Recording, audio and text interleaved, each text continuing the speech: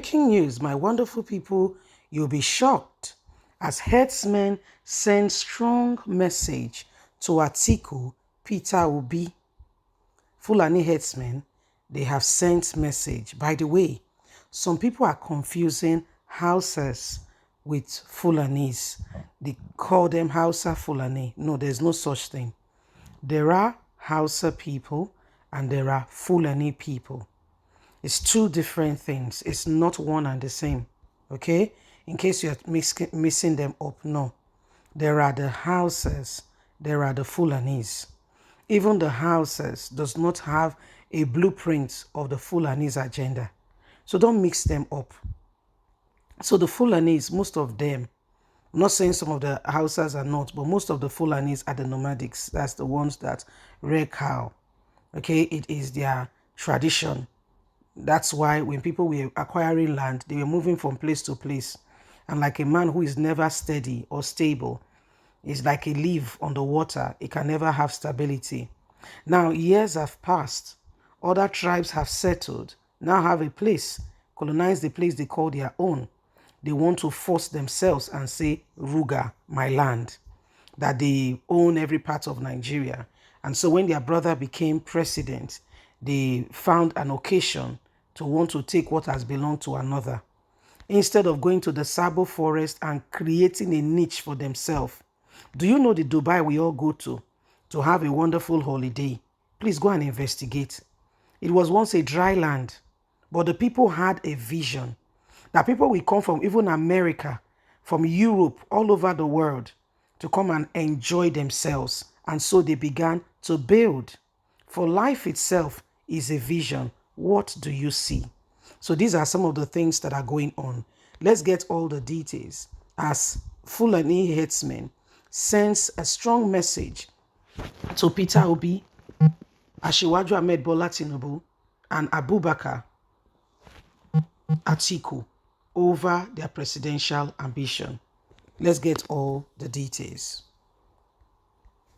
Herdsmen send strong message to Tinubu, Atiku, Peter Obi.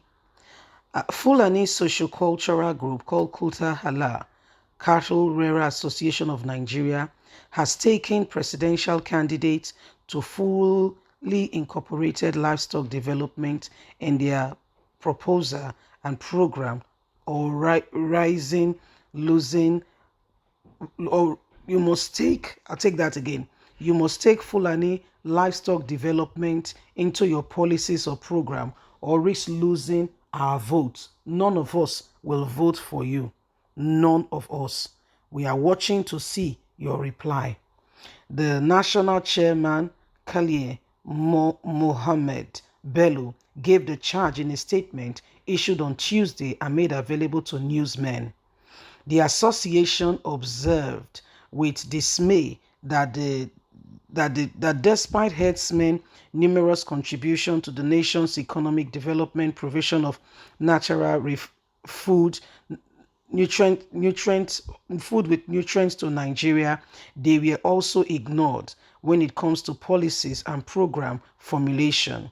Most politicians, with the expectations of very few states, are neither mindful nor concerned about the vital role played by the livestock sector towards creating millions of job opportunity for our youths and people whose livestock fully depends on our pastoral occupation.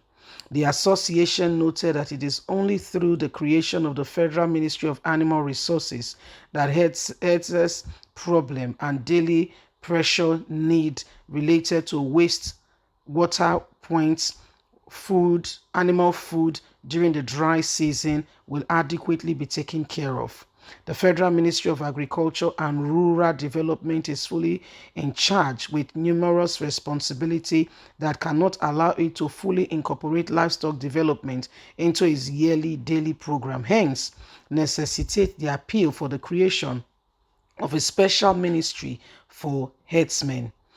Any of the presidential candidates who will give us our own ministry of animal, our own ministry for animal research and resources, we will vote.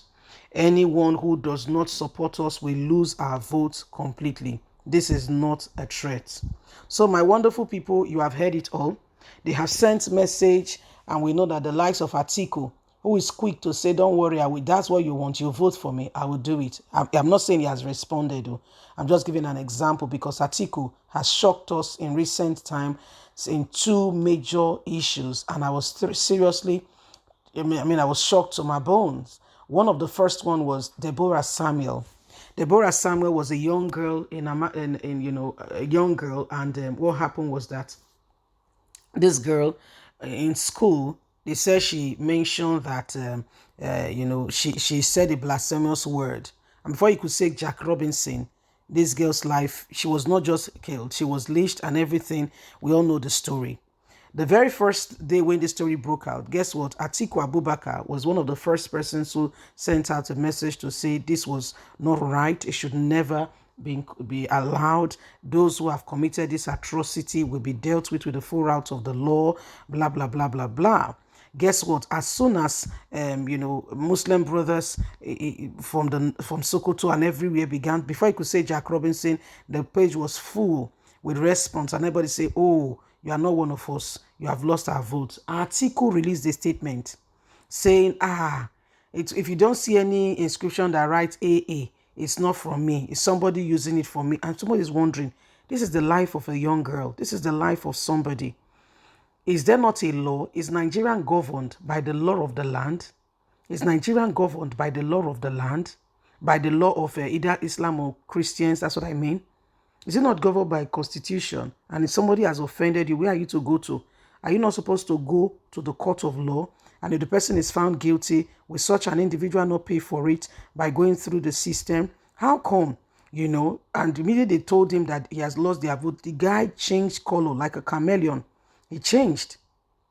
What about Tinubu? So we're just talking about these people, how they see us, what they have in mind. And the truth of the matter is, guys, we cannot afford to allow the same status quo. We need to change the course of the narrative. That's the only way. Those who have continuously been there, they feel that they are the ones who mandate what happens because a set few individuals have taken over what belongs to everyone without another iota of care for those who truly deserve change, for a nation that is in dire need of change.